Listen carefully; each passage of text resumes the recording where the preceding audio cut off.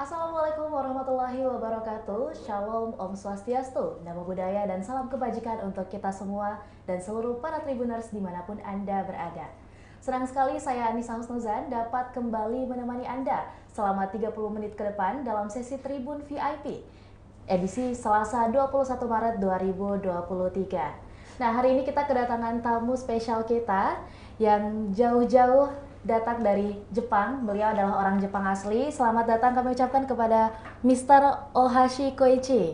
Terima kasih. Ya, selamat datang Pak. Bagaimana Pak Makassar? Sudah makan makanan enak?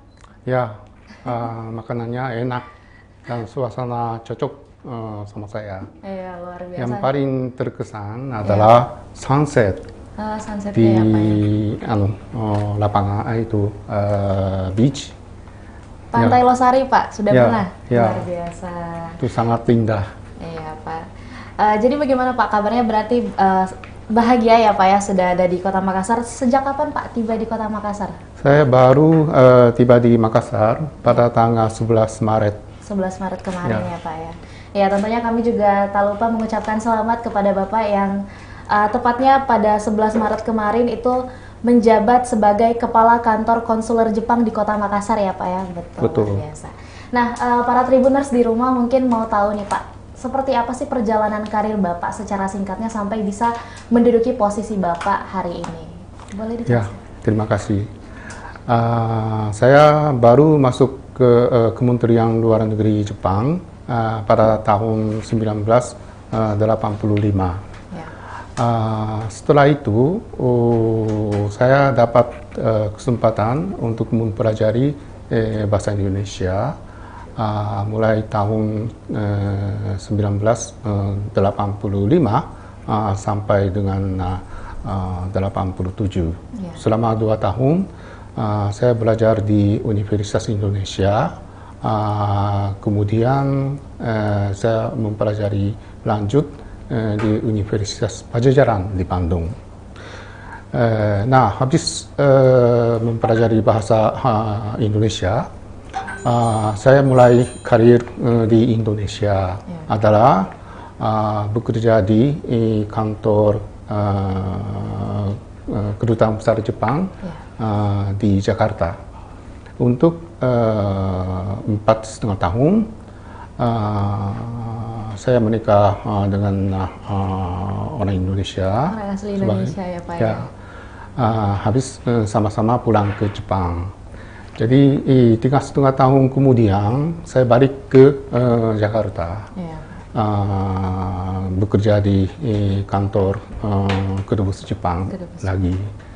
Jadi saya sudah bertugas di Kedutaan Besar Jepang di Jakarta 2 kali. Ya, Ya. Pak. Sudah 2 kali ya Pak ya. Ya, setelah itu saya dapat kesempatan untuk bertugas di Kanada. Kanada juga 2 kali.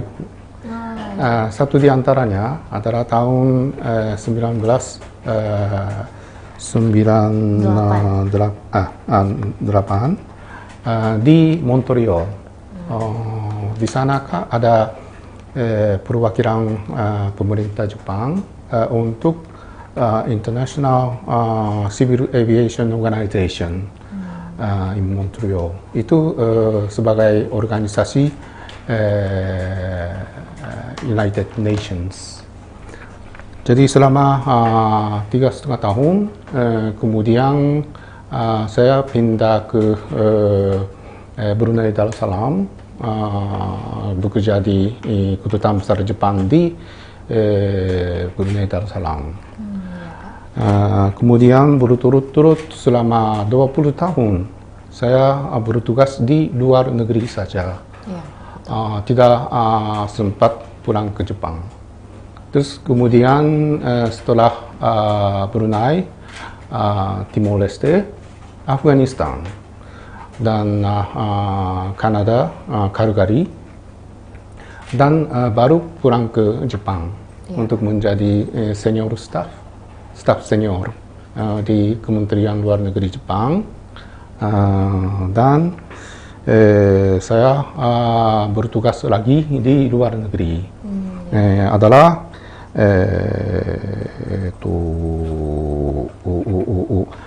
Indonesia, Kembali ke Indonesia Denpasar, ya Pak ya? Denpasar. Oh, Denpasar Bali ya Pak? Ya. Jadi dari sana langsung saya pindah ke Makassar. Jadi di Denpasar saya bertugas di Denpasar selama hampir 7 tahun. Iya Pak. Luar Jadi biasa. ya berarti saya bertugas di Indonesia 9 tahun di Jakarta, 7 tahun di Denpasar, dan kesini yang keempat kalinya. Luar biasa. Nah, kalau kita mendengarkan bagaimana Bapak menjelaskan tentang perjalanan karirnya sampai hari ini, saya bisa paham betul nih Pak, kalau Bapak bisa berbahasa Indonesia dengan fasih, tentunya ada banyak sekali misi yang Bapak bawa gitu. Apalagi sudah berkeliling dunia ya, bahkan ya Pak, sudah dari Afghanistan, Timor Leste, Brunei, Indonesia, dan Kanada. Pastinya ada visi dan misi yang Bapak bawa. Tentunya setelah menjabat menjadi kepala kantor konsuler Jepang di Makassar juga, pasti Bapak membawa visi dan misi. Boleh mungkin sedikit dijelaskan kepada Tribuners apa yang Bapak inginkan terwujud gitu, di masa kepemimpinan Bapak? Baik, itu visi dan misi saya memberikan perlindungan kepada warga negara Jepang yang berada di wilayah kerja kantor kami. Adapun wilayah kerja kantor kami meliputi wilayah Sulawesi, Maluku dan Maluku Utara, dan seluruh wilayah Papua.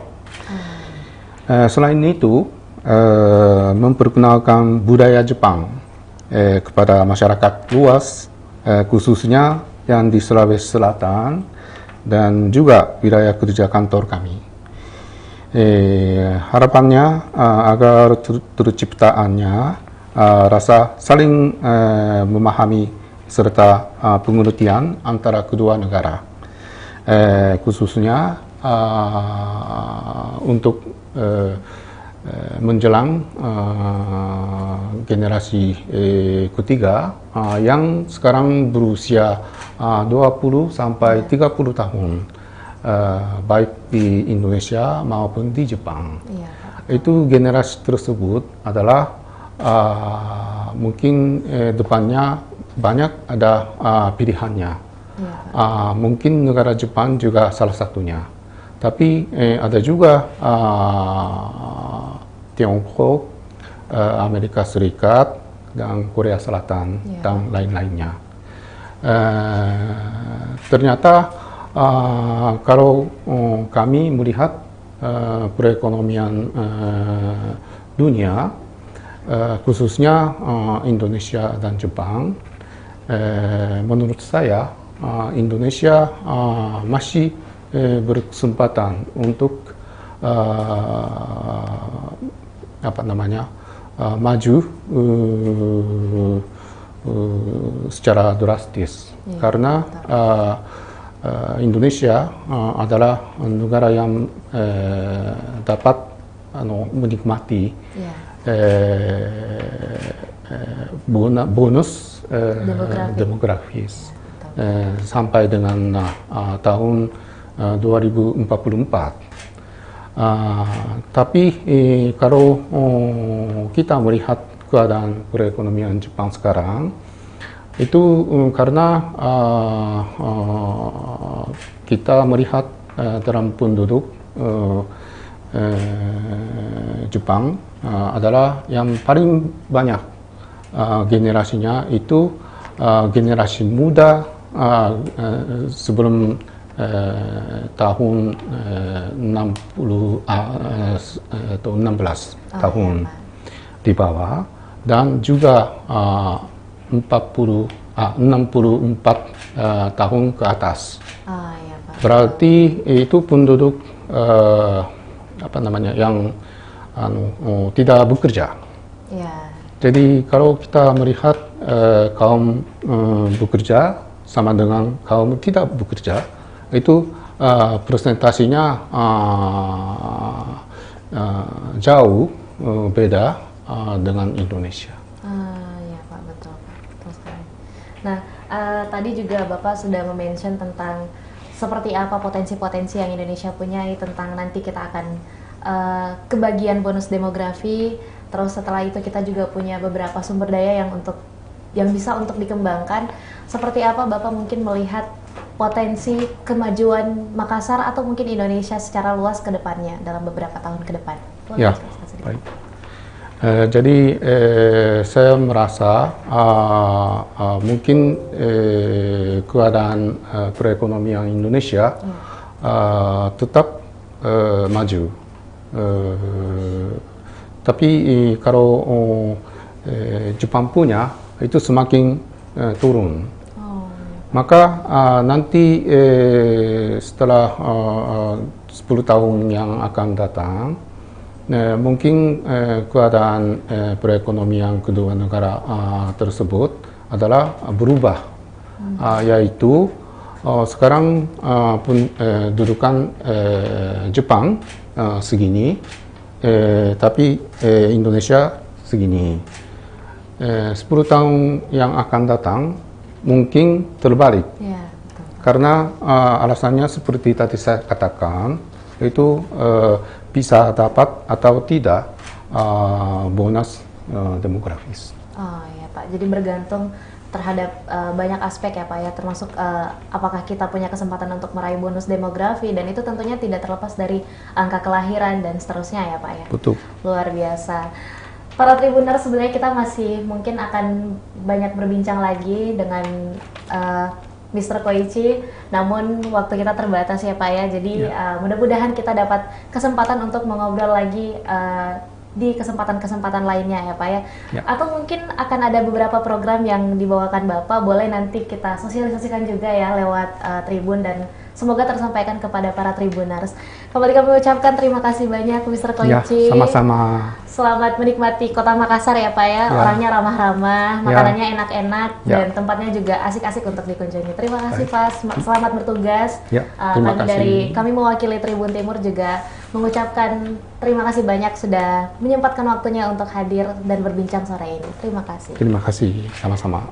Ya, para Tribuners, itulah tadi sesi Tribun VIP kita edisi hari ini. Sampai ketemu di edisi-edisi atau program-program lainnya. Saya Anissa Husnuzan pamit undur diri. Assalamualaikum warahmatullahi wabarakatuh dan sampai jumpa.